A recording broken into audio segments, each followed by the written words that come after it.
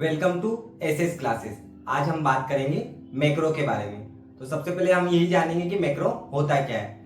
आइए जानते हैं। Replace the value and expression in the place of variable and function. यहाँ यानी कि किसी भी वेरिएबल और फंक्शन में हमें वैल्यू को रिप्लेस करना हो या वैल्यू चेंज करनी हो तो हम किसका यूज करते हैं? मैक्रो का यूज करते हैं। आइए जानते हैं कि ये कितने टाइप का होता है और इसे किस तरीके से यूज किया जाता है। सबसे पहले इसके टाइप के बारे में जानते हैं। तो ये दो टाइप का होता है। नंबर 1 पे आता है हमारा सिंपल मैक्रो और नंबर 2 पे आता है हमारा फंक्शन मैक्रो। सिंपल मैक्रो कहाँ यूज किया जाता है? हमारे वेरिएबल के अंदर, यानी किसी वेरिएबल की वैल्यू को चेंज करना हो तब हम किसका यूज करते हैं? सिंपल मैक्रो का यूज करते हैं। लेकिन किसी फंक्शन में अगर हमें कुछ चेंजेस करना हो तब हमारा जो मैक्रो यूज किया जाता है वो कौन सा होता है? हमारा फंक्शन मैक्रो। यानी कि ये दोनों अलग अलग जगह पर अपनी वैल्यू को रिप्लेस करते हैं। आइए इसे किस तरीके से अपने किसी प्रोग्राम में यूज किया जाता है। सबसे पहले होता है हमारा सिंपल मैक्रो। तो सिंपल मैक्रो को लिखने का क्या तरीका होगा, आइए हम यही जानते हैं। सबसे पहले हमारा सिंपल मैक्रो स्टार्ट होगा हैश। इसे हम हैश से स्टार्ट करते हैं। इसके बाद लिखेंगे हम डिफाइन। यहां पर डिफाइन कीवर्ड आता है। हैश की जस्ट बाद हम क्या करेंगे? डिफाइन कीवर्ड का यूज करेंगे। उसके बाद हम एक मैक्रो का नेम देंगे। यहां पर आता है हमारा मैक्रो का नेम, यानी कि यहां पर हमें किसी मैक्रो का नेम असाइन करना होगा। उसके बाद आती है वो वैल्यू जो हमें मैक्रो की देनी होती है, जहां पर हमारे वेरिएबल में यूज किया जाएगा और जो चेंजेस किए जाएंगे हमारे प्रोग्राम में। उसके बाद आता है हमारा फंक्शन मैक्रो। यहां पर हमने क्या किया है? वेरिएबल में वैल्यू को चेंज किया है। अब हम फंक्शन में जो वैल्यू को असाइन करेंगे और वैल्यू को गिवन करेंगे। आइए जानते हैं फंक्शन मैक्रो के बारे में। तो फंक्शन मैक्रो भी हमारा स्टार्ट होता है हैश से। हैश यहां पर हमें स्टार्टिंग करनी होगी। उसके बाद आता है हमारा डिफाइन कीवर्ड, जैसे कि हमारे सिंपल मैक्रो में किया जाता है। उसके बाद हमें देना होगा फंक्शन का मैक्रो का हमारा नेम, यानी कि यहाँ पर मैक्रो का नेम यहाँ पर भी दिया जाता है हमारे कौन से में? सिंपल मैक्रो में। और यहाँ पर भी दिया जाएगा हमारा मैक्रो का नेम। यहाँ पर जाके हमें जो हमारा फंक्शन का साइन है, आपको पता होगा कि किसी भी वेरिएबल के आगे अगर ये साइन लग जाता है तो वो क्या बन जाता है? हमारा फंक्शन बन जाता है। तो ये हमारा क्या है? फंक्शन का सिंबल। इसके आगे क्या करेंगे हम? यहाँ पर हम देंगे हमारा एक्सप्रेशन जो हमें चेंज करना है। किसकी जगह पर? हमारे फंक्शन की जगह पर। यहाँ पर हम फंक्शन के अंदर हमारे जो नया एक्सप्रेशन होगा वो क्या कर देंगे? असाइन कर देंगे। इस तरीके से हम सबसे पहले सिंपल मैक्रो और फंक्शन मैक्रो का हमारे प्रोग्राम में यूज करते हैं। हमारा प्रोग्राम कई अलग अलग तरह की वैल्यू को होल्ड करके रखता है। हम जब चाहे तब किसी भी मैक्रो की हेल्प से उसको चेंजेस कर सकते हैं। इसी मैक्रो को, सिंपल मैक्रो और फंक्शन मैक्रो को हम एक एग्जांपल से समझते हैं। आइए इस प्रोग्राम से जानते हैं कि मैक्रो को यूज कैसे किया जाता है हमारी प्रोग्रामिंग लैंग्वेज में। सबसे पहले हमारा प्रोग्राम जैसे कि स्टार्ट होता है सी का, हैश इंक्लूड stdio.h और conio.h। ये दोनों हमारी क्या होगी?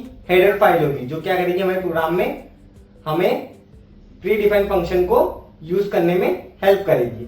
उसके बाद हम करते हैं डिफाइन। किसे? हमारे मैक्रो को, जबकि हमारी मैक्रो की स्टार्टिंग होगी। यहाँ पे हमने इसे डिफाइन किया है। कैसे किया है? सबसे पहले हम लिखेंगे हैश, जो कि क्या है? हमारा स्टार्टिंग है मैक्रो की। उसके बाद हम क्या करते हैं? डिफाइन कीवर्ड का यूज करते हैं। डिफाइन कीवर्ड से के बाद हम देंगे मैक्रो का नेम। हमारा मैक्रो का नेम क्या है इस प्रोग्राम में? मनी। मनी हमने क्या दिया है? हमारे सिंपल मैक्रो का नेम दिया है और उसे कितनी वैल्यू असाइन की है? 100। हमने 100 वैल्यू असाइन की है। जो मैक्रो हमने यूज किया हमारे प्रोग्राम में मनी नाम का, उसे 100 असाइन की है। इसके बाद आता है हमारा मेन फंक्शन स्टार्ट। यहां से हमारी होगी मेन फंक्शन की स्टार्टिंग। ये हमारा फंक्शन का रिटर्न टाइप है, जो कि क्या है? इंटीजर टाइप का है। यहां से हमारा मेन फंक्शन स्टार्ट होता है। जैसे हमारा मेन फंक्शन स्टार्ट होगा, इसके अंदर हमने क्या किया है? दो वेरिएबल को डिफाइन किया है। किस किस नेम के? Name 1 and name 1। ये हमारे दो वेरिएबल है जो किस टाइप की वैल्यू को होल्ड करके रखेंगे? कैरेक्टर टाइप की। ये क्या है? हमारा रिटर्न टाइप है। किस तरह की वैल्यू को होल्ड करके रखेंगे उनके हमें पहले से ही पता होता है कि ये क्या करेंगे? हम कैरेक्टर टाइप की वैल्यू को होल्ड करके रखेंगे। तो यहाँ पर हमने दो वेरिएबल लिए, नेम और नेम 1, जिसकी मैक्सिमम वैल्यू कितनी होती है? 20 कैरेक्टर तक ये वैल्यू को स्टोर कर सकते हैं। यहाँ पर हमने असाइनमेंट ऑपरेटर का यूज किया है।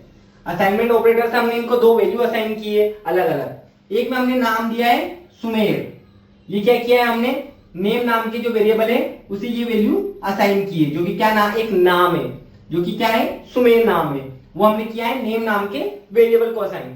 उसके बाद आता है हमारा वेरिएबल नंबर 2, जो कि क्या नाम है उसका, नेम 1, इसको भी हमने एक वैल्यू असाइन की है। वो कौन सी वैल्यू असाइन की है, हर्ष, हर्ष नाम का एक नेम हमने असाइन किया है नेम 1 नाम के वेरिएबल को। आपको समझ में आ रहा है क्या किया हमने, असाइनमेंट ऑपरेटर के थ्रू इन वेरिएबल को डिफाइन किया है, इनको वैल्यू दी है। डिफाइन करने का मतलब होता है हमें उन्हें वैल्यू असाइन करनी होती है। तो यहाँ पर हमने दो वैल्यू दे दी है, सुमेर और हर्ष, दो वैल्यू हमने असाइन की नेम 1 और नेम नाम के वेरिएबल को।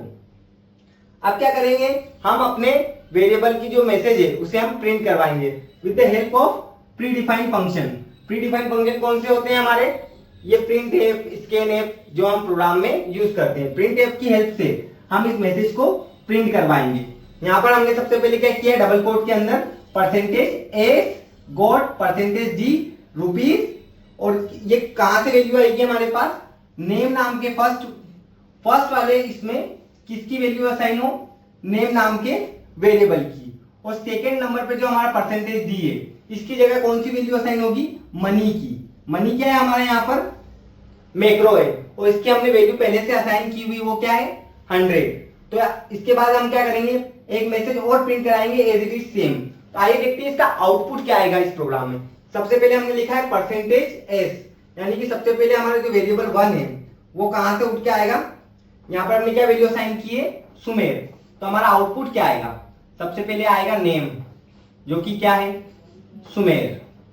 उसके बाद हमारा आउटपुट स्क्रीन पे क्या दिखाई देगा, गॉट, यानी ये मैसेज हमें दिखेगा सुमेर गॉट। उसके बाद आएगा %d, यहां की वैल्यू किसके पास से आएगी हमारे पास, मनी की वैल्यू, जो कि कितनी है हमारे पास 100। तो यहां पर हमने लिख दिया 100, यानी सुमेर गॉट 100। उसके बाद हमने क्या लिखा है, रुपीज। तो हमारे आउटपुट स्क्रीन पे क्या मैसेज शो होगा, सुमेर गॉट 100 रुपीज। यहाँ पे हमने नेम की वैल्यू को, नेम की वैल्यू यहां से ली है, और मनी की वैल्यू हमने कहां से ली है, यहाँ मैक्रो से ली है।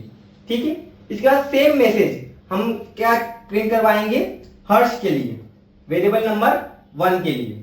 आइए जानते हैं इसका आउटपुट किस तरीके से हमारे आउटपुट स्क्रीन पर शो करेगा।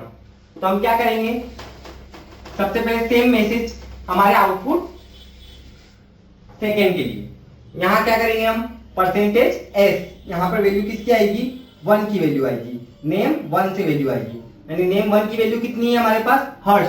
तो सबसे पहले हमारा आउटपुट क्या आएगा, हर्ष। उसके बाद हमने क्या लिखा है, गॉट, ठीक है, गॉट हमारे पास आएगा। उसके बाद लिखा है हमने %d, तो %d की वैल्यू कहां से आएगी, मनी से, जो कि क्या है 100। हर्ष गॉट 100 रुपीज, ये हमारा आउटपुट होगा। इसके बाद हमने क्या किया है, रिटर्न 0 गेट ch, और हमारे प्रोग्राम की क्लोजिंग। इस तरीके से हम अपने मैक्रो का हमारे कंप्यूटर प्रोग्रामिंग में यूज कर सकते हैं, यानी कि किसी भी वेरिएबल या फंक्शन को स्पेशल वैल्यू असाइन करने के लिए हम मैक्रो का यूज करते हैं।